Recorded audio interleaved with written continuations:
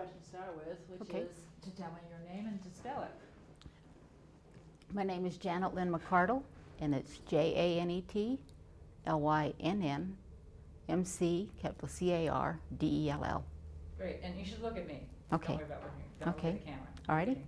And what we just have you here for is to tell us about what you did at the site, where start with where you're from, and when you started working in the site, and what your job was, and then we'll get into any funny stories, any whatever. Let's start with where you're from and how you happened to come to the site, and when was that? Okay, I'm from Idaho. I'm from Idaho Falls. This area, I was raised within 200 or 300 miles of this area, this surrounding area.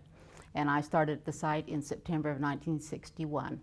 And I went to work at the SPURT area, and that was Special Excursion Reactor Tests. And they had 4 facilities, 4 reactors in that area that they were doing testing, various kinds of testing. And it was in that time that I was working for the nuclear test section, and that was generally the operators that were in the control rooms.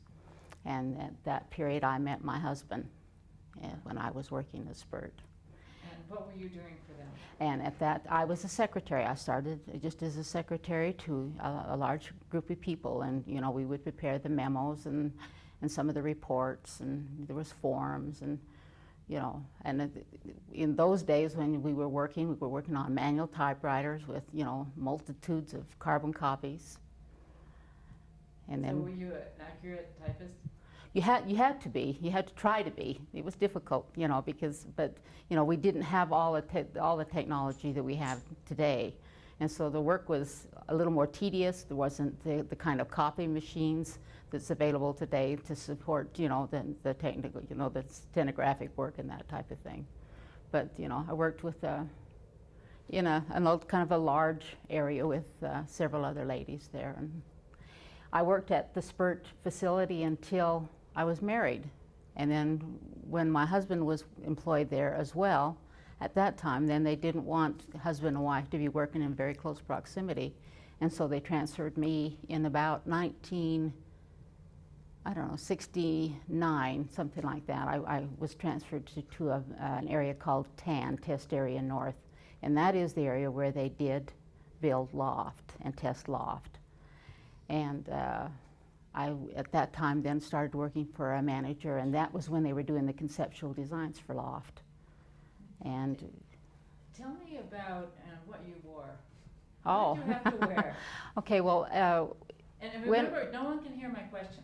Okay. So you have to start with, we were required to wear. Okay. Like In 1961, when I started working in RTS, we were required to wear a dress and hose, and it was to be, just a modest business dress.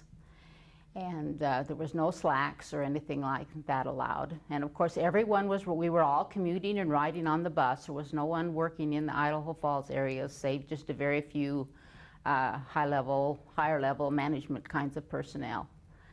And that continued well into, I think it was into the 70s. And then they became lenient enough that they would let us wear a nice, like a pantsuit. We called them pantsuits back then. And we could wear them on maybe Fridays. And then slowly, the dress codes and all those kinds of norms kind of went away, and you could, wear your more casual clothes. And well, of course, in the latter years that I worked, there was a lot of us that wore jeans, and always on Friday, generally that was your jean day, as a rule. And for women, I don't believe that this applied necessarily to the women in the technical fields, but there wasn't very many women in the technical fields when I first went to work. But they had really strict rules about women that became pregnant. And if you were a young woman and you became pregnant on the job, and they knew that you were pregnant, they terminated you immediately. Married or unmarried? Either way. Just, just this, that was just this, that was just the rule, that you just could not be pregnant and be employed at the site. And perhaps, they was worried, I don't know about, the radiation, or I just don't know. They really didn't ever have us in any kind of areas where we were going to receive any kind of high doses. But that was just one of the rules that the government had at that time. And over a period of time, and I have to say, I think that was like that for about like the first 15 years I worked there. It, again, wasn't until into the 70s and maybe early 80s that they began to relax on those kinds of points. And as they had more offices available in town, and more people began to work here in Idle Falls, that became much easier then for women that were expecting to, work in those offices at that time. But over the course of the years that I worked, I really saw technology change a great deal. We started out on manual typewriters, and from manual typewriters we went to selectric typewriters, where you had the little element that you interchanged, and we developed a lot of reports, with the help of the technical people reading what they were producing or what they were writing. And we would type them up and, using these elements and cut and paste. And then at that time, there was better copying machines, and we could copy. And then from that technology, why we in the 80s, the early 80s, then we started with using computers. And we started out with IBM computers, with the Multimate programs. Then from there, we went to WordPerfect, onto compact computers. From compact computers, then we finally went to the Dells with the Word and the Microsoft Office. And through all of this, we've had all the things that the emailing and the ability just to communicate and share information is just so improved from what it was in the earlier times, And I'm just not talking about information just within, but internationally being able to, share information a lot more.